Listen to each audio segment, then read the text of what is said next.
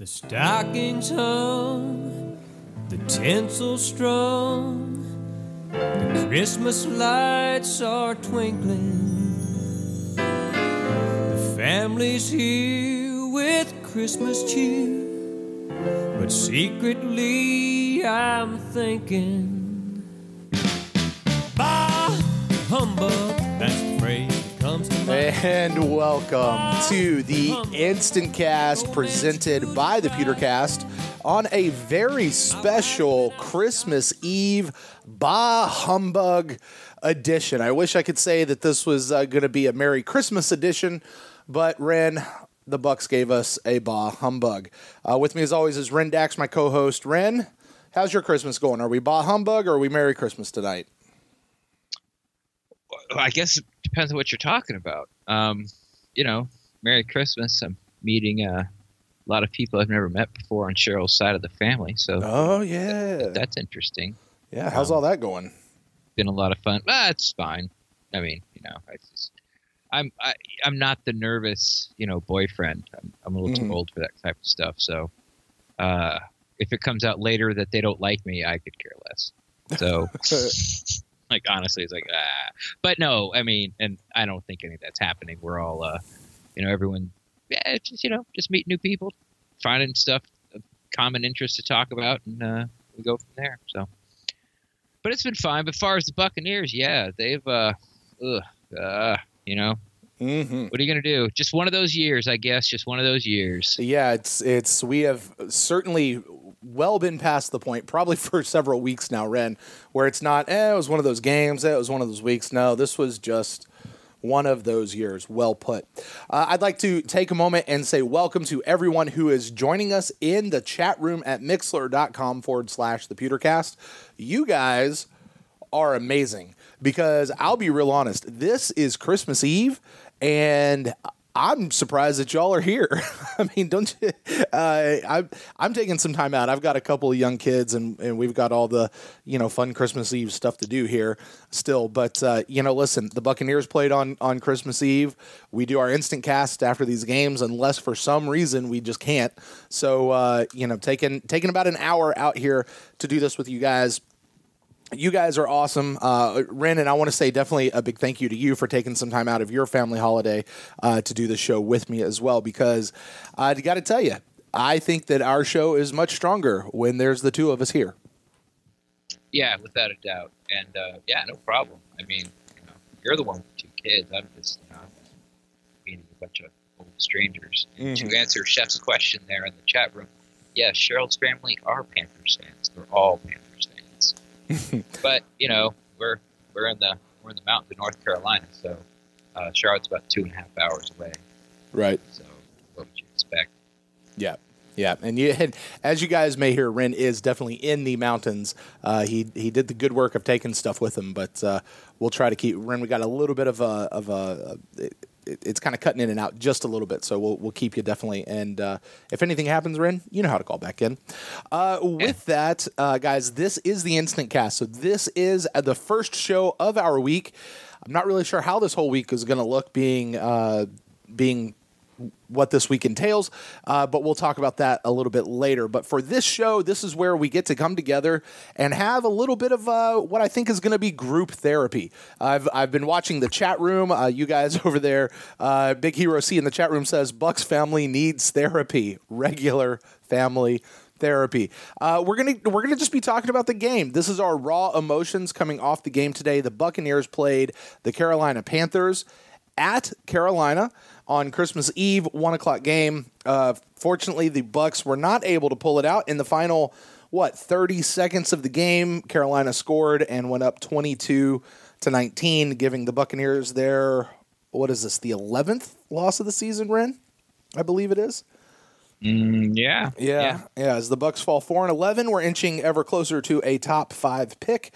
Actually, I think we got a top 5 pick after today, as according to Rick Stroud, I think or maybe Luke Easterling might have been one of those two guys. So, hey, listen, we're going to be talking about the game. Ren, I've got a list of things to kind of go through. I'm sure you do as well. But this show is also about you guys, the fans. So we are going to have phone lines. Phone lines are open. If you would like to call in, the phone number is 864-729-BUCKS. That's 864-729-2827. You call in, we'll take your phone call, and we'll talk about anything you want. I always try to remind people, we do try to keep it to a PG-13 show. However, I don't edit the show anymore. So, whatever happens is whatever happens. We'll take your we will take your call, and you can give us your thoughts on the game. So phone line is open if you want to call in. I'll drop that number here in the chat room here in just one moment. So, Ren, while we're looking for that first phone call, I will toss it to you first. Initial thoughts on the game today.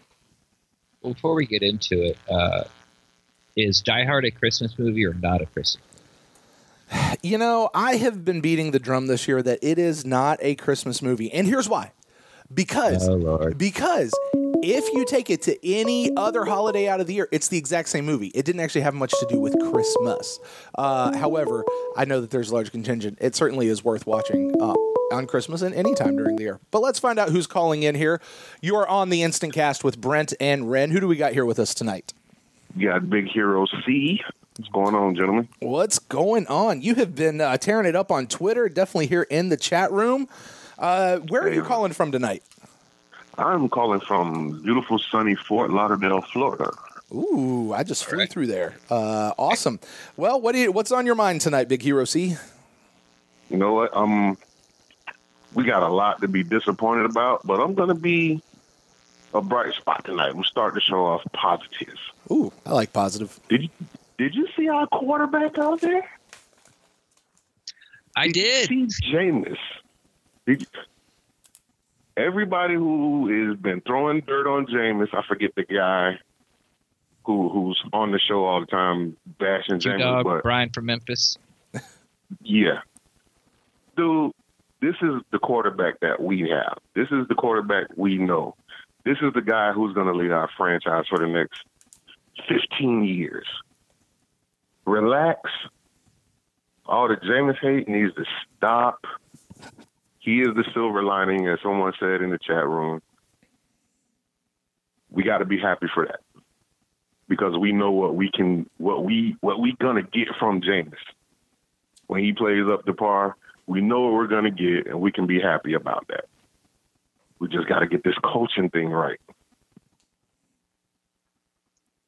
Yeah, I'm with you. I mean, I thought Jameis, it seems that everyone's sort of piled on Jameis the Green Bay game and the Detroit game, and that was mostly basically off two really, boneheaded turnovers. But I've been pounding the drum that Jameis looked good as far as accuracy and zip on the ball since he's been back. Mm-hmm. Now his QBR has shot through the roof these past two games.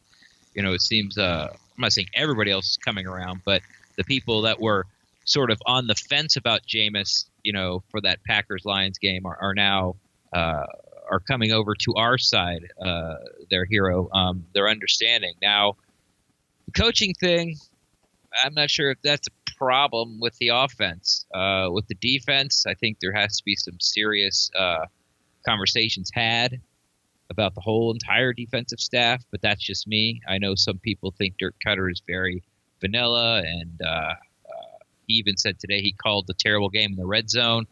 But let's not forget, points is where it's at. I agree, but the yards and the ability to move the ball against a top 5 defense in the NFL, it was impressive. Especially with the lack of quote-unquote weapons that we had today. Yeah, and the offensive line, I mean, Jameis is running for his life most of the day every time he dropped back. Like, dude, we got to be happy for that. I'm not sure if I'm on the fire Dirk Cutter train just yet. I'm not happy with the job he's done. But I do think we need an offensive line coach, personally. Yeah. And I don't want to get rid of Jay Hayes yet. Jay Hayes is an easy out, but he happens to be the coach of the one unit that's been completely disregarded. So, you're not giving the guy anything to work with other than Gerald McCoy. So that's fair. He does seem to be the whipping boy of late. But when he came from Cincinnati, and I sort of talked to some Cincinnati fans, because this was the only guy Cutter never worked with when he assembled the staff, and I'm like, well, why is Jay Hayes coming here? At first, I thought that he was going to get the defensive coordinator job after Mike Smith left. But, the people in Cincinnati were not sad to see him go. They said that he never developed anybody. And, to be perfectly honest, it kind of seems that's the same thing.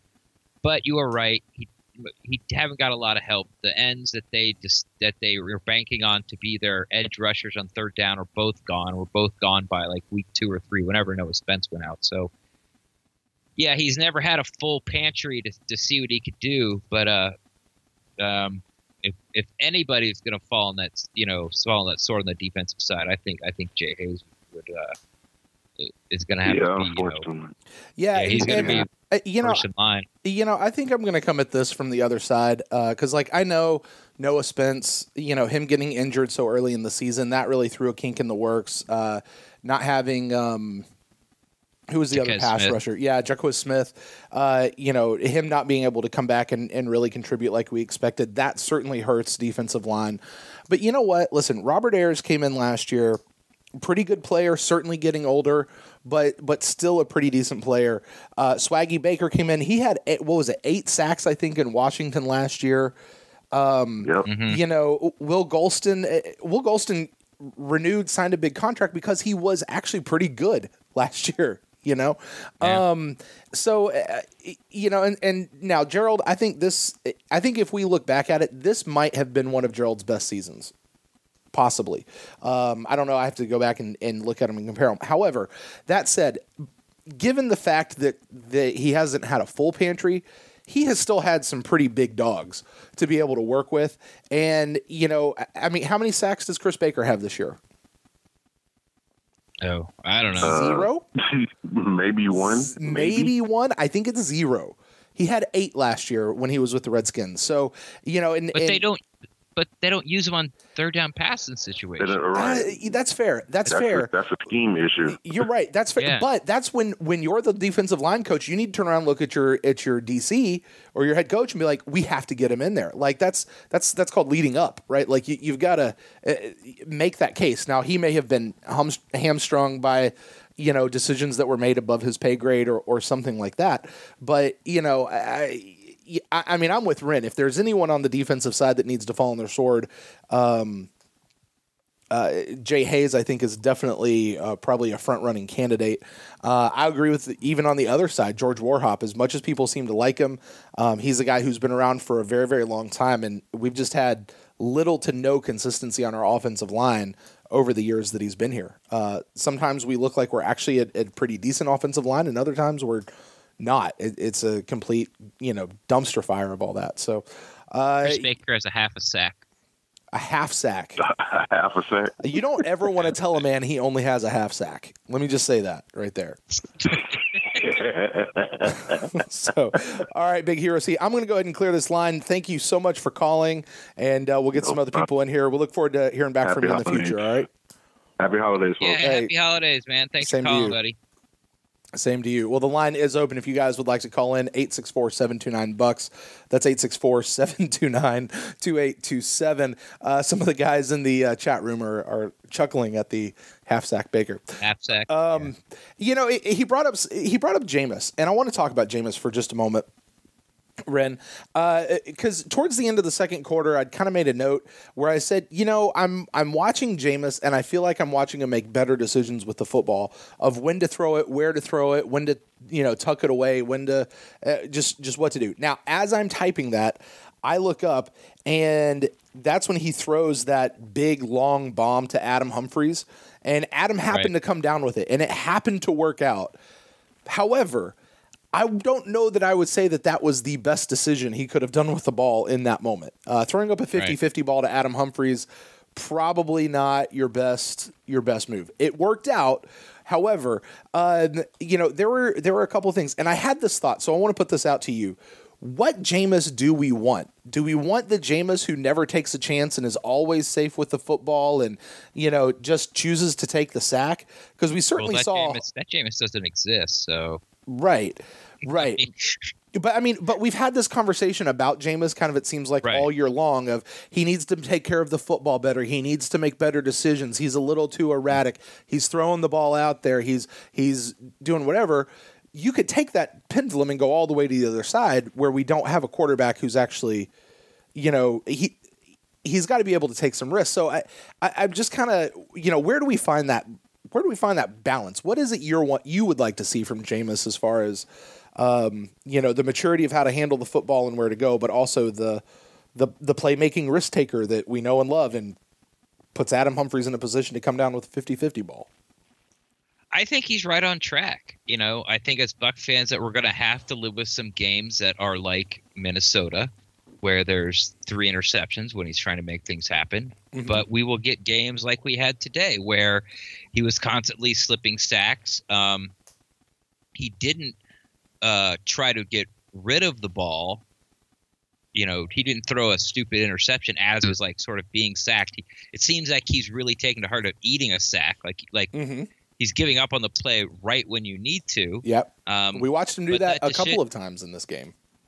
Yeah, a couple of times this game. Now, going through progressions, he seems to be a little better at. But the old loose with the football in the pocket, he had 3 fumbles today. One was a center exchange, so that doesn't really count as far as, a loose in the pocket fumble. Mm-hmm. But, he had 2 more today. Mm-hmm. So that's sort of where I'm really worried about. But I like. Wait, where was the third one?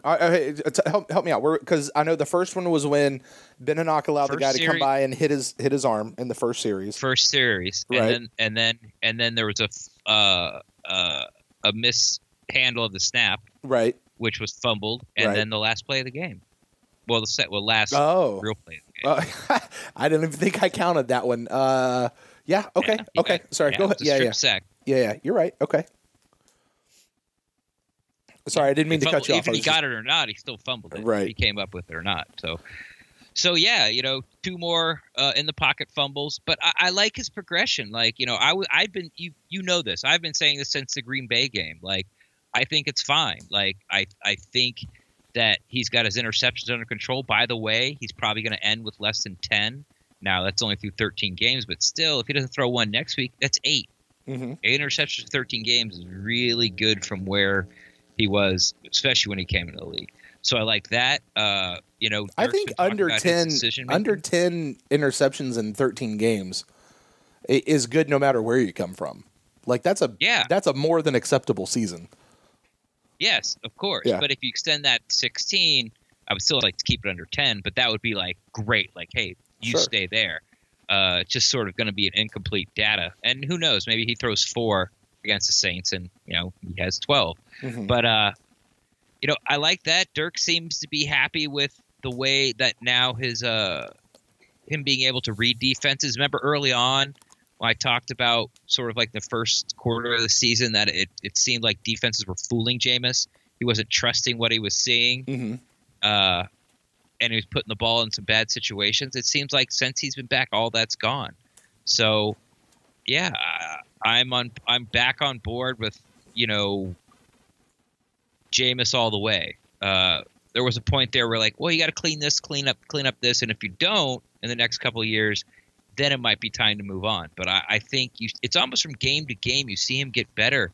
You can see that mm-hmm. Today, you saw him eat the ball a couple of times. You could sort of see a flash in his eyes oh, I'm going to make a play and get rid of this. And then he's like, nope, just eat it. Let's, live to play another down. So I'm fine with where he is. I really am. Of course, he hasn't progressed as fast as everybody wants to, but hey,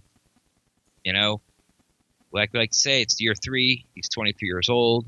He'll play 10 more years. He'll be 33. If he plays to Drew Brees, Tom Brady, mm-hmm. That's another such 17 years we got of this guy still, and that's at 40. That might be a little wishful thinking, but like Hero C said, 10 years easy. He's going to be our quarterback, except for injury or some off-field issues possibly. Mm-hmm. But yeah, he could be you don't really like to think about this, but see what? I'm in my mid-40s, so he could be the last quarterback I ever see for the Buccaneers. 15 years, I'll be 70. And you won't be able to see anymore. I mean, I'll be like, Yeah. well, I won't be 70, 50. Well, yeah. You'd be 65. I'll be 60. Yeah. Wow. So I'll be 60. Yeah. Not 65. So yeah. So think about that. Right. Like he could possibly be the last quarterback I ever see play for the Buccaneers. Right. Like regular starting quarterback. So like I could be taking my grandkids to see the game, or rather, they could be taking me to see the game. Yeah. The next time we have a new quarterback. Wow, that's scary. You put it in that kind of relief to be able to say that. So, is it a weird thing to you at all that, taking a positive out of the season, maybe one of the best things that we got out of the season was a more mature Jameis?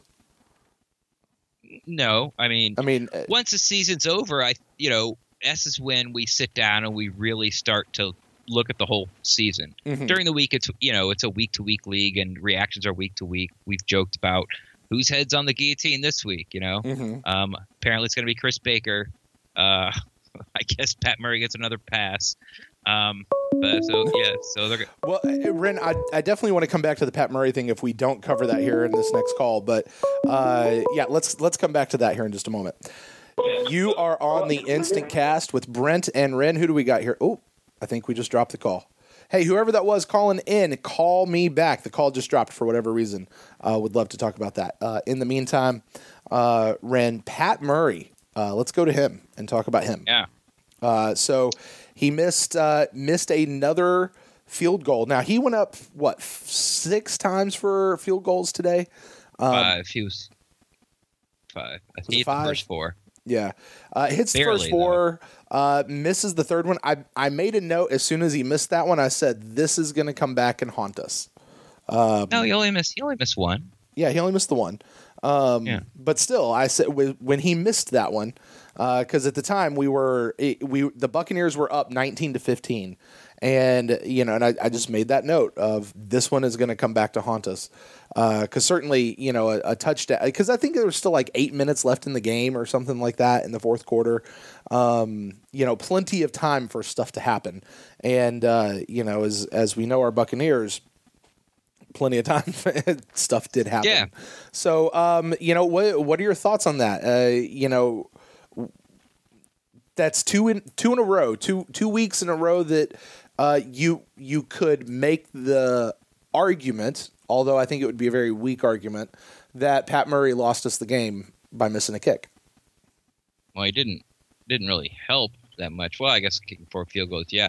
Well, he was erratic all day. Like, he barely squeezed in a couple of those. Mm-hmm. And one I think was from 21 yards, and he just barely snuck it in. So, here's where I am with Pat Murray. I think we should bring in competition for him next year. That's where I'm at. Wow. Okay. Doesn't matter. Well, it doesn't matter how much you like him or what a great guy you think he is or what a great teammate you think it is. But, the 2 times where he's been put on, like, this is why we have you for these 2 kicks, and you miss them both. Right. I don't care if you sit there and talk about, I want to be a teammate, I want to be the strongest guy, or cut the guy off like, hey, listen, don't make excuses for me, I need to make the kick. None of that matters. It's back remember when Jameis was doing all those weird speeches and his play was terrible? Yeah. When he had his shoulder injured, we're like, hey, how about you just step back, let somebody else do that? Uh-huh. And because it's really hard for people to swallow what you're saying when you go out and, throw, fumble the ball twice and throw 2 interceptions. It's so, Pat Murray, like, I need to make the kick. Well, then make the effing kick, bro. Right. And it's 2 weeks in a row. So I definitely think there needs to be competition in there for him. I like his makeup. I like his mental makeup. I think he's a good kicker. I don't think this is going to devastate him mentally and he'll, like, never bounce back. Type of deal, We're not gonna go into this is a mental thing. We're not gonna be having those speeches for the next season and a half. No, he's not that type of guy. Right. And it doesn't matter whatever he decides to do for a living. He'll never be that type of guy. Like, right. He's mentally tough, and I love that about him. But the reason you get paid, what you do instead of just like $60,000 a year, or $60,000 a year. Is because a lot of there's going to be probably six, 7 times where the game's going to come down to your foot, and you missed again. I hadn't thought about that yet as far as bringing in competition. I don't know that I just made it that far, but I think you make a really good argument for why you should. I mean, I think I tend to have a bring people in for competition just as a good rule of thumb anyway, you know. But you know, I don't know. I think one of the things that I just really want out of this Bucs team is to just have a solid kicker that we don't have to worry about for the next 10 to 15 years. And, you know, listen, as much as we love Pat Murray, as much as he's been a breath of fresh air, especially considering the Aguayo thing, and then Kyle Brenza before him, and Connor Barth, and then who was that guy earlier this year? Nick Folk. You know, we've kind of had this carousel at the kicking position to finally come back around to Pat Murray. It has been good. But, you know, there's a reason that he's kind of bounced around a little bit due to injury, a little bit due to, you know, he's not Adam Vinatieri, right? So, So that's all I'm saying. Is like, I think it should be open competition in training camp next year. Sure. You know, roll with him for this last game.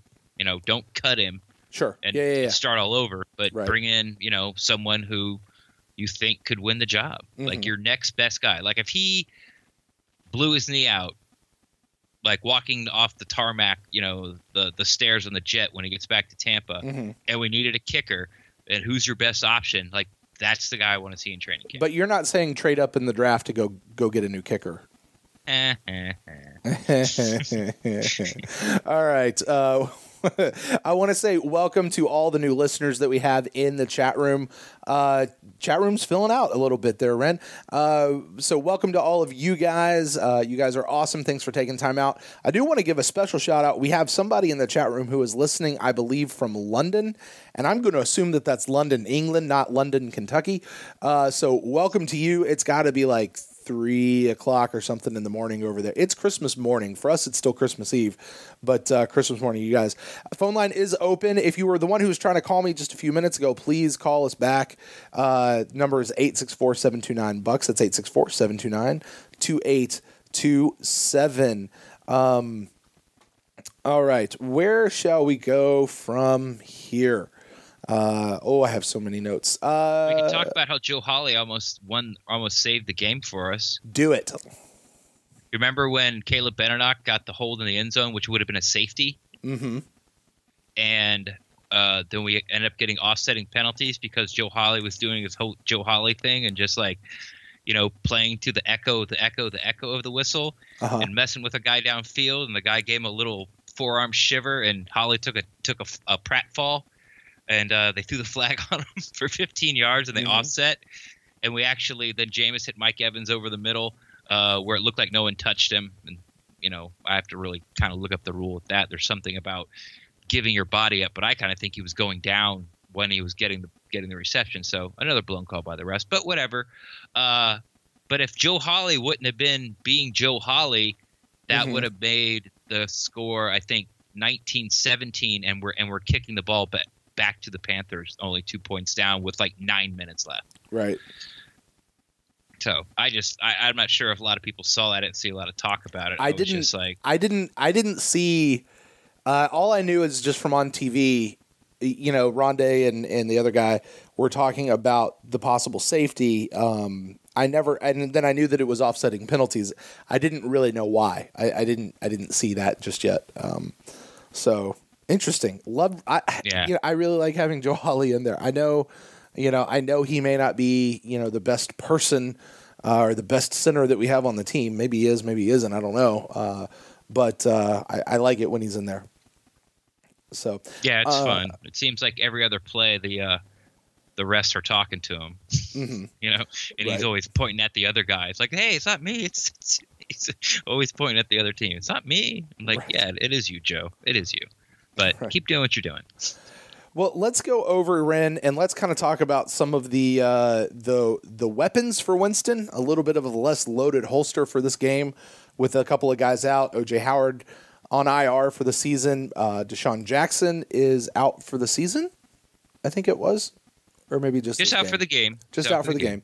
Couple other guys. So we had Mike Evans in, certainly taking the number one receiver spot. We already mentioned Adam Humphries earlier in the game. Cam Brate, and we had Anthony Auclair as our other tight end, really in for this game. What'd you think of the people around? Peyton Barber catching the start, although we did see some Doug Martin throughout the game.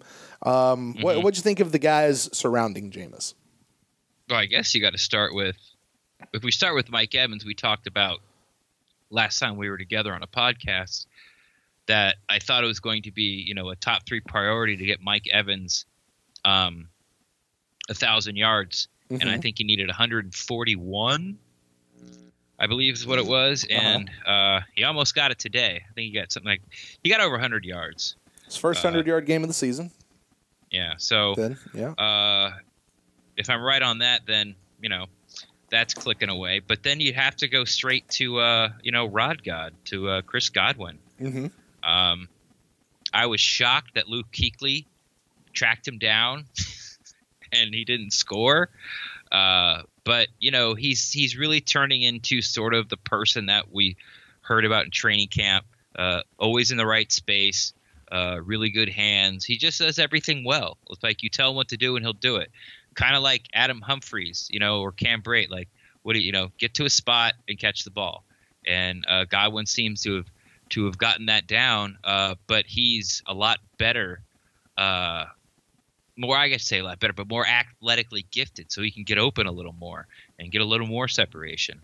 And he only had 3 catches, but one of them was for 70, so he ended up with 98 yards. And, Martino had flashes. Everybody had flashes. There was lots of explosive plays, on offense today. So it really wasn't. It was a game that we would have been talking about in the first half of the season, which was getting field goals instead of touchdowns. Mm-hmm. Not converting in the red zone. And that really was the story of the game. That stupid penalties. We had a lot of penalties. We did. But some dumb ones. Auclair false started twice on the same drive. Killed the drive the second time he did it.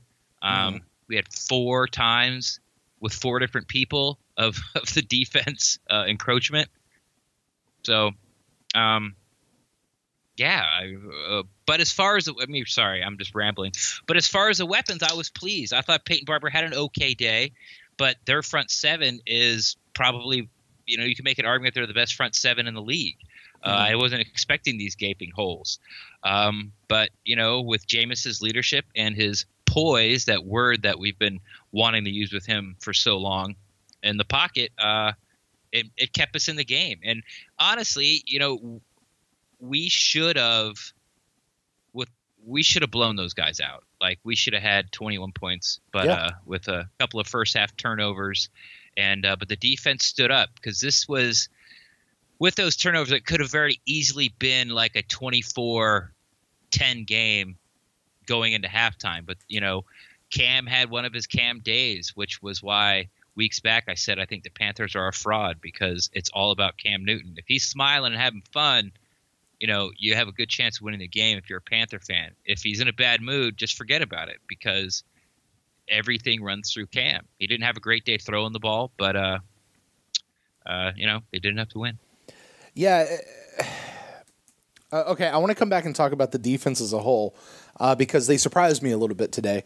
But before I get there, kind of to bounce off of what you were saying earlier, the overall thought, and I might probably repeat this when we get to our final thoughts show later this week, but this is the Bucs that we have seen most of this season, right? We saw it in the preseason. We've seen this. This is the team we've seen all season, at least as far as the offense. They move the ball up and down the field at will.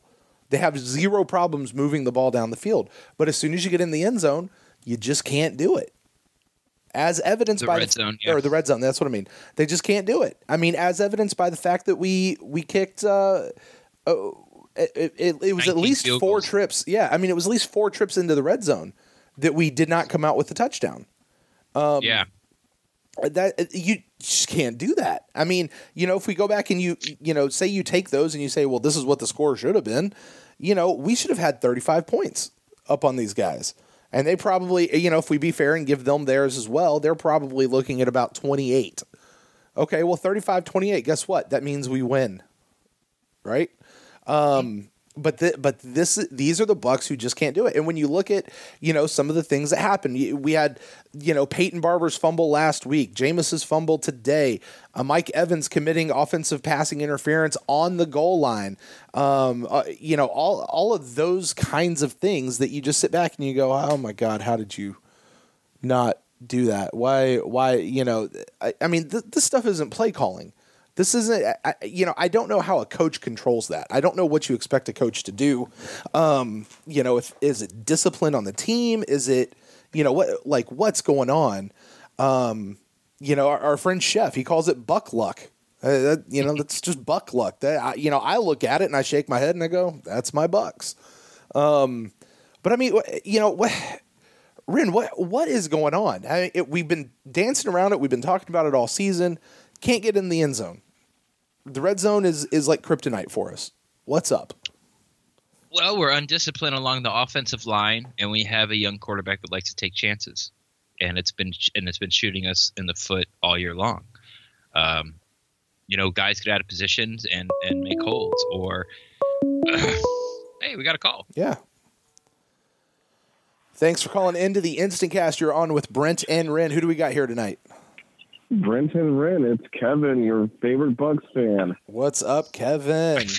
You're my favorite Bucs fan? Thank you for letting me know. Merry Christmas Eve and Merry Festivus to all. Did you say Merry Festivus? Yes, I did. Nice. I gotta bring some comical humor. You are my favorite Bucs fan, Kevin.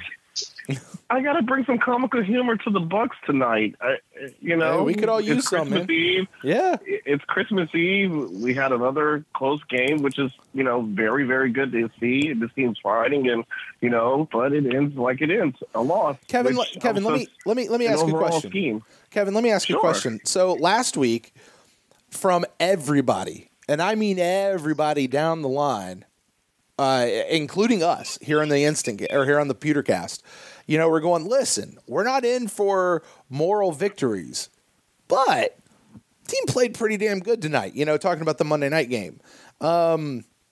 First of all, were you one of those people? And 2, how are you feeling? Because the team played pretty good tonight, overall speaking, just didn't come out with the win. And do you still kind of give them that, caveat, that moral victory? Where are you on this? I'm just curious. My feeling right now is it's kind of a question mark, I think. But watching this team perform the last 4 games and watching every game's been very competitive. I have to say I've been really impressed. Like, I'm always going to be a Bucs fan no matter what the score is. If we blow them out by 20 or we get blown out by 20, still going to be a fan. Just now that watching after so much hope and promise we had at the beginning of the season, to now reality hit us in the face and saying, yeah, we're not there yet. We really got some holes that should have been addressed years ago, and now it's just like it's rearing its ugly head all over again. But this team got some fight in them. They're not stopping. They're not playing their their game to say, oh, here we go again, another loss. Let's just quit and let's just get blown out. No, they've been fighting and scratching, which is something that's a very good positive I can take out of it. I want to see those guys fight. Look at the end of the game. You had Jameis literally blow his head off his shoulder pads over that fumble that really was recovered supposedly by him gawking at the refs and Julius Peppers. So, I just love that fight right there. That really just shows that this team's not going to quit, even though that we may see a coaching change at the end of the season. We don't know yet, but some people say the Glazers may know their mind already, but we don't know. So, well, another Glazer out there seems to think that the Glazer family does know their mind. Jay Glazer said he named Coach Cutter as one of a couple of coaches that sealed their fate, quote unquote, with their losses today. So, Interesting point. Even Rappaport even threw out the Bucs and Dirk Cutter's name out there too, as is possible. I guess because from thinking with the whole Jameis and them not seeing eye to eye, but it seemed like they were eye to eye today. Just to, he's defending his quarterback, and Jameis did kind of have a knucklehead moment at the end, but I can totally get it. It's the passion. He cared about the game. He cared about them going out there and trying to get a win for the coach and for the team. Just because, guess what, the team played their butts off. They need some kind of oomph to give them, hope for the rest of the season, also possibly going into the off season. Because, like you said, the NFL's a crapshoot. You're either going to be 16-0 or 0-16. Look at Cleveland. Even though they're getting blown out of games, and they still got fight in them, even though they're probably going to go winless, which is unfortunate because that's one of those teams that's just been bad for so many years. I'm surprised they have many loyal fans, but you know what? That's a real fan base right there. Yeah, it is. So yeah, I'm with you. And just to go on record, I have no problem with Jameis did at the end of the game. Not me either. I was listening to a little bit of sports radio, not here. I was doing it over iHeartRadio, so I was listening to the Tampa market. And, it's a Agreed. bad look and this, that. And I'm just like, hey, man, it's like if I recover a fumble and this is it, like, if I don't get the ball, game's over, and I get the ball and the ref tells me I don't, like, I'm going to lose it too. Like, I have no problem with it. Now, running on the field and, running over Shelton Quarles.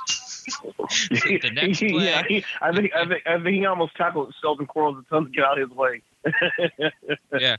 But, 30 seconds after that, he ran out and went to the ref and made sure he was the first person before he left the field and shook his hand and apologized. It looked like that's what he was doing, apologizing to the ref. He did. Yeah, they posted a photo on Twitter showing that he did go after the game and apologize to the ref. But like you said, it's just the passion of the game. But like with Jameis, like you said, the guy's a gamer. I think he's starting to realize that he knows this team should be better than what they are. And, I guess reading that head clippings at the beginning of the season, they did. I think that kind of just decimates in the whole ending of the year saying, you know what, we really did read our press clippings and saw that we thought we were better than what we were. We need to improve. We need to improve as a team, a unit. Even on both sides of the ball, they need to improve even better. Even Dirk finally admitted, it's like, dude, you should have said this from game 1, not game 15, saying, hey, I need to call better plays. Yeah, you do. Especially when you guys are mentioning about the red zone. That's been an Achilles heel of the Bucs most of the season. And we thought for sure having both stud tight ends will be, weapons to really attack that middle of the field. Or hell, even some of these play calling that Dirk does. Does he know how to call slants? That's one play I haven't seen this guy called in the last 2 seasons. I'm like, where slants are being played? That used to be a Bucs Achilles heel getting smoked up the middle with slant plays. Why can't we utilize it against some of these teams that attack with that, 3 front cover 2 defense? Because Kuechly definitely got shook out of his shoes. Did you see the reception that got passed right over his head? And he was so pissed at himself. It was kind of funny watching his expression. He's like, oh, I did miss that. I didn't see it, but now I want to go back and watch it. That was a Mike Evans one. Was it a Mike Evans one? They just had offsetting penalties. Nice. Yeah, I want to go back and watch that now. He was so pissed off. He looked like he was just done. Like, he's like, did I just literally miss my coverage? They're like, yeah, you did.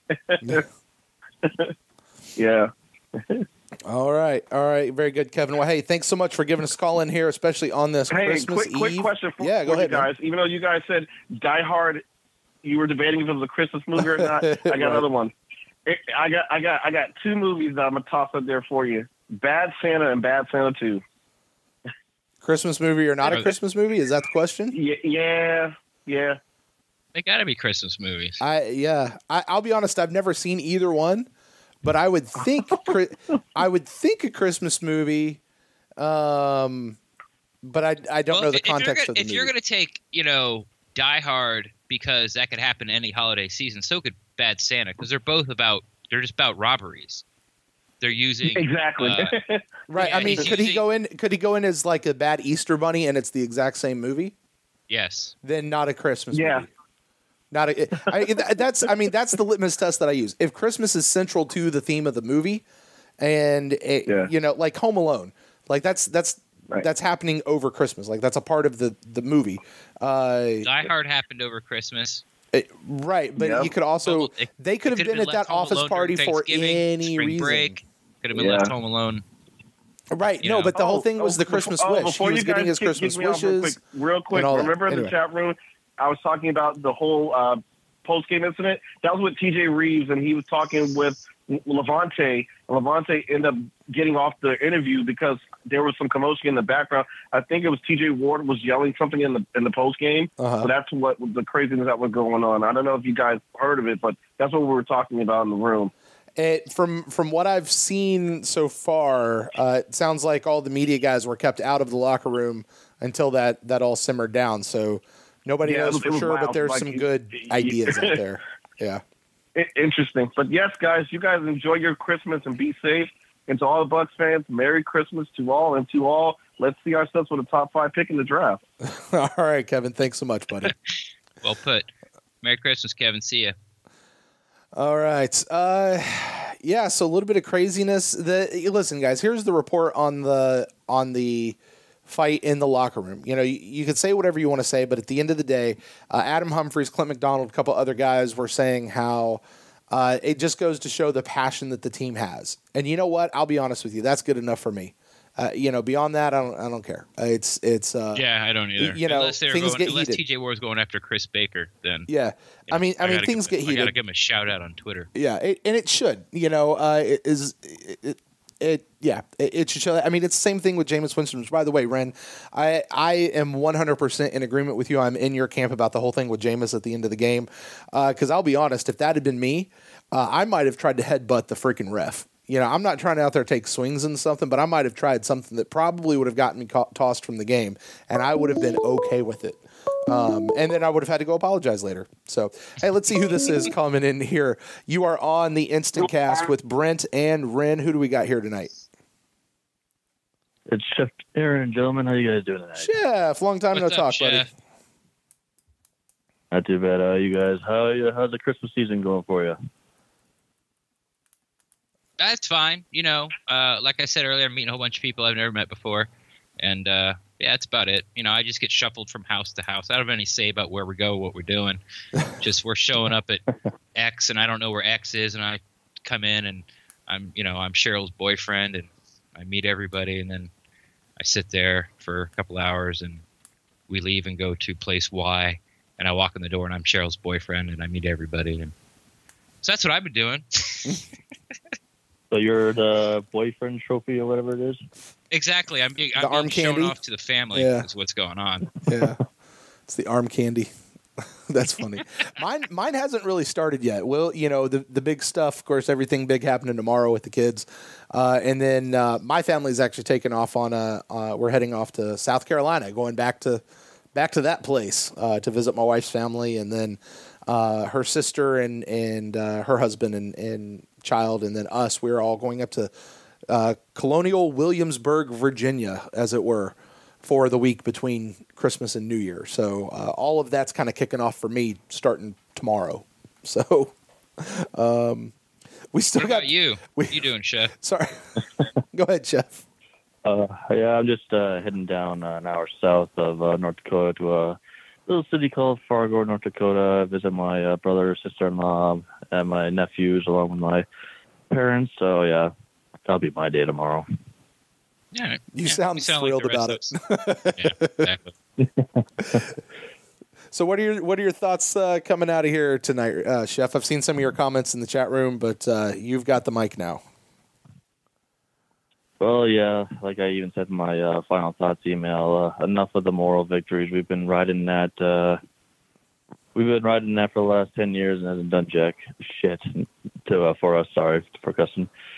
Let's see. Yeah, I do not see why anybody should be condemning Jameis, because if they were in that situation, they would have probably done the exact same thing, especially when you literally have the ball right in your hand in front of the ref and they give it to the opposing team. Mm-hmm. I will say that Jameis coming off the sideline and basically bulldozing over Shelton Quarles, that was a little excessive. But yeah, I was listening to T-Kraz on like the 620 network, like you were, Ren, and he was just going on about how it's just a bad look, and it's just, I mean, T-Kraz needs to understand that there's a little thing called passion, and Jameis has a lot of it compared to a lot of other players on this team that don't show any passion whatsoever. I'd rather have a guy that shows passion and want and will to win the game than some guy like Jay Cutler who's all, I don't care. I'm just going to stand in a position and let a play go. Were you the one that called him dumbass on social media? No, that wasn't me. I can't remember who it is, but because that's when I tuned in. Like we had to say our goodbyes where we were because we were, hey, what do you know, switching locations right after the game, and so I put it on my phone, and the first thing I hear is T-Guys go on this rant about how someone called him a dumbass on social media, and honestly, Chef, you were the first person I thought of. Well, that does sound like something I would do, but no, that wasn't me. All right. Yeah, I'm with you on the moral victories. Well, I mean, what more can we really say? It was like this game, unlike the Atlanta game where it was more like, hey, that a boys, like that was, you played a lot better. Like this game, we should have won. This one was fumbled away by mistakes and stupid penalties. I like what Brent said. It's basically that's my Bucs or Buck luck. It's just basically a whole season of just finding ways to just cough it up or to throw it away. It's just, I mean, I don't think I've ever seen anything like this from even like from the Lovey era or the Schiano era or the Raheem era. Those guys those teams just basically quit. This team is just, I mean, they're not trying to find ways to lose. It's just happening for some reason. It's just, I don't want to call it like spooky or anything, but it's just weird. Yeah, I mean, Ren said it at the end of last week's game. I say last week's. There's not really last week. I guess it is last week's at this point. I don't know. They just found another way to lose. And today's way actually is the same way that they've lost several games this year. You don't put the ball in the end zone when you're in the red zone. And, you get down to the end. And listen, and here's the thing. And I mentioned earlier, Ren, that I wanted to talk about the defense. I was pretty daggum impressed by the defense today. Not even just shocked. given all the things that they were missing or everything that's going on. I was just flat out impressed by the defense, except for that last series which as soon as the Panthers got the ball back, the note that I wrote down was, this is where the defense turns belly up. They've been playing a fairly decent game all game, but this is when things go bad. And, 3 plays later, Carolina's knocking on the door of the end zone and they're going to put it in. And, they're going to go up and that'll be all she wrote. And what? That's exactly what happened. I don't think there was any I mean, and I shouldn't paint this such a wide brushstroke, but really, I don't think there's any Bucs fan that thought the Bucs were going to stop them. 4 minutes left, and they have to score a touchdown, so they're going to go for it every fourth down. But yeah, I don't think there was anybody out there. I mean, I wasn't. Mm-hmm. I'm in a whole room full of Panther fans, and I think I was more confident than any of them were. I'm like, you guys are going to score. That. It's also like, I mean, you got to know that they're going to give Cam Newton the ball. I mean, who else do you think they're going to give it to? They're not going to give it to McCaffrey. They're not going to give it to Stewart or anything. They're not going to give it to their wide receiver. Anytime in the goal line, we always see Ron Rivera go to Cam Newton because he is that big body guy and he can get it into the end zone. It's like, and the fact that Cam Newton fumbled on that play and still got it in practically untouched, that's just, I don't know how you can even describe that level of ineptitude. Or that level of athleticism on his part. I mean, I don't want to take anything away from Cam Newton. I do.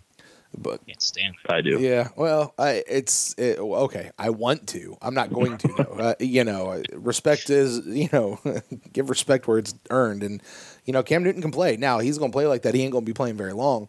Not much longer. But, I mean, Cam Newton, I think, was their leading rusher today. He ran roughshod over the Buccaneers, and not just the Buccaneers. I understand he's been doing that all year long.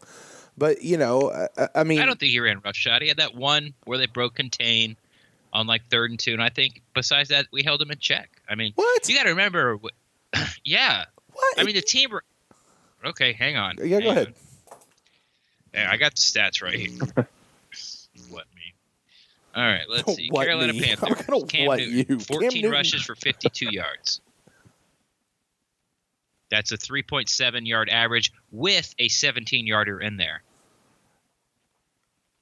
Hello? He had a 3.7 average. Yeah. And our Is that leading decent? rusher, Oh. Peyton Barber, had a 3.8 average. Yeah. Well, I didn't say Peyton Barber. Speaking of which, why was Ran rush shot Why either. was Doug Martin involved again?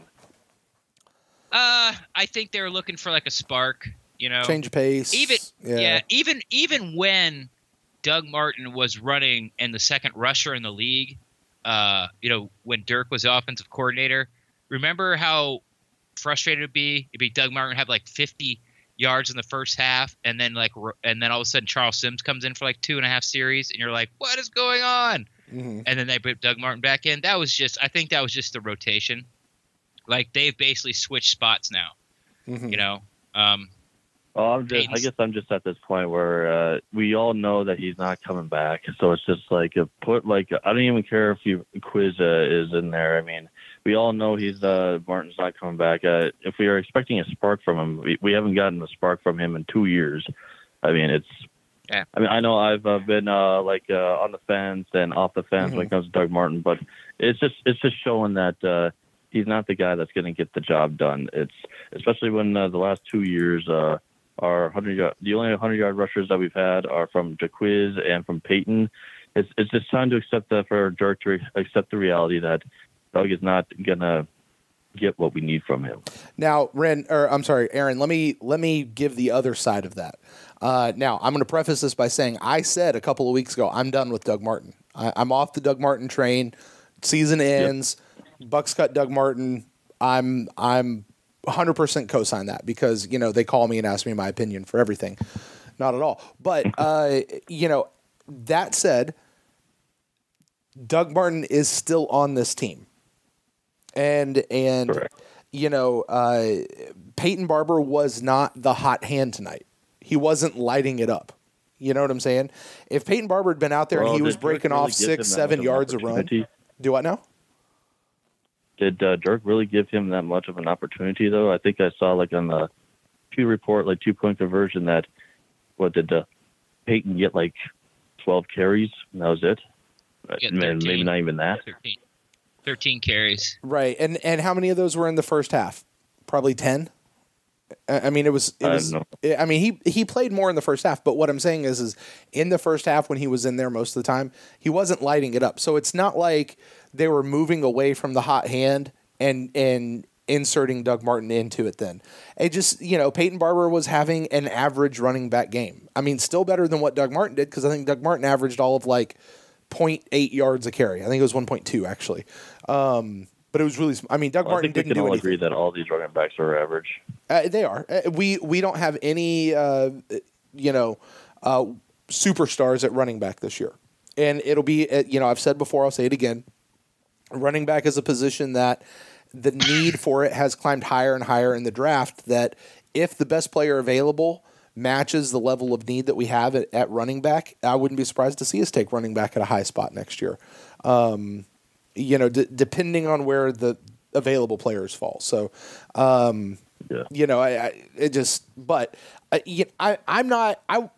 didn't hate the Doug Martin thing as much as I just understand it. He's a part of the team.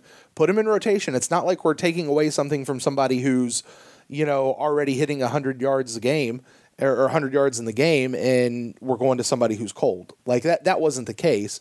It just, he is on the team, so we'll use him. But I am still done with him as far as coming back for another year. I will say I was kind of surprised that Derek didn't get Charles Sims more involved because it seems like in the last couple of weeks that he's been involved in Charles Sims more, especially on that wheel route that finally worked. I think that the screen game wasn't big in their plans. This game plan against the Panthers. It's the past 3 weeks. The screen game has been big, and of course that's where Charles Sim excels. Get him outside on the edge in space, and so I think they tried one, and that's when Peppers sacked Jameis one of the last times we were down in the red zone. I think we actually ended up scoring that. Oh no, we didn't. We had to kick a field goal. But anyway, that's the only really. I think there was maybe 2 screens called all game that I can remember, and that's the reason why. At least I think that Charles Sims sort of wasn't as visible as he has been the past few weeks. Fair enough. Well, hey, Chef, before I let you go, do you got anything else you want to say to us for tonight?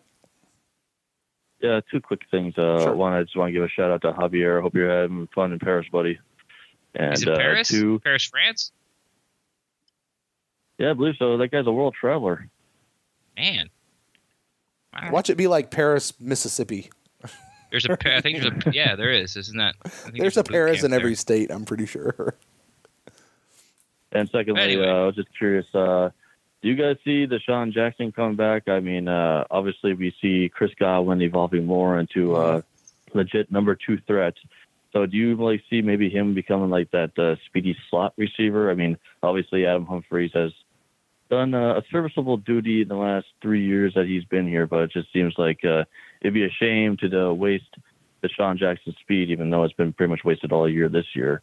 I was just like, even Trevor Sikkema was like saying that, Godwin should be like the number 2 receiver moving forward next year. So what are you guys' thoughts on DeSean Jackson's future here next year? Cool. Chef, we're going to go ahead and answer that, but I am going to go ahead and clear this line as we're answering that, okay? All right, sounds good. All right. Merry Christmas, guys. Same to you, Chef. Look forward to your Happy email holidays, this week. buddy. All right, Ren, what do you think? DeSean Jackson coming back next year? Yeah, I mean, we have him on a contract for the next 2 years, and if we get rid of him next year, $7.5 million is against the cap, so there's no reason not to bring him back, right? Unless you could trade him. Yeah, but there might be something to Chef saying move him into the slot, but I think that's what Chris Godwin will be working hard during the off season. If the head coach doesn't change, the head coach changes, like everything goes out the window. But I would expect the starting 3 next year. Game 1 would be Evans, DeSean, and then Chris Godwin in the slot. Yeah, I'm with you on if they can trade him and get out of the money, I think that's maybe a possibility. I think honestly a lot of it's going to depend on who's the coach next year. Yeah. Whether it's Dirk Cutter, which it's increasingly looking like it's not going to be, or whomever that next coach is going to be. It's going to depend on what their personal opinion is of DeSean, but otherwise, we've got him under contract. It does us no good to release him, so unless we trade him, yes, he will be here. I would expect and I would hope to see that they utilize him better next year. And kind of like I was saying on the InstantCast, or not the InstantCast, on the main show last week, the Final Thoughts show, I would expect to see more emphasis on Mike Evans next year over DeSean Jackson, and less trying to get everything equal out there, and really just let DeSean Jackson be the number 2 receiver. That would be something that I don't know that I expect to see it. I would like to see it. Let's put it that way. Yeah, I think he was the number 2 receiver this year. It just feels like the Bucs. DeSean Jackson was like the iPhone 10. It's like you get it. It doesn't come with instructions, and you're just kind of using it. And then as the weeks go by, somebody shows, oh, you can do this with it. Oh, I didn't know that. Oh, you can do this with it. Oh, I didn't know that. And so now they're learning, like you said, you would like to see him to use him better. I think they're learning. And I'm not saying that DeSean Jackson or the Buccaneers want to split ways.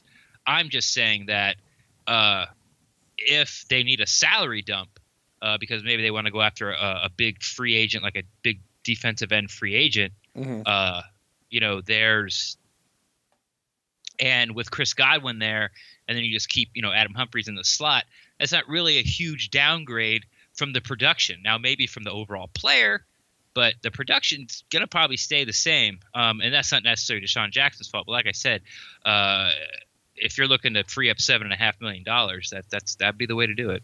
There you go. Well, Ren, I'm looking at the time here, and we have just passed our hour on this show, and it is Christmas Eve. I've got a little bit of stuff to do, so I'm going to go ahead and call this a show. Ren, we'll get together and figure out what our main episode and all that kind of stuff looks like for this week. But hey, listen, I want to say thank you to everybody who joined us in the chat room tonight, all of you guys who called in, all of you guys who contributed to the conversation. If you're not joining us for the live show, you're listening to this on the podcast, totally cool. But if at all possible, join us for the live show. There's just a whole different world that happens in the chat room at mixler.com/the PewterCast. If you guys want to get in touch with the show, you can find us on Twitter at the PewterCast or on Facebook.com/PewterCast. Shoot us an email if you want to shoot us your thoughts on the game or just the Bucs in general. You can do that to the PewterCast@gmail.com. We'll take that and we'll read it on one of our upcoming shows.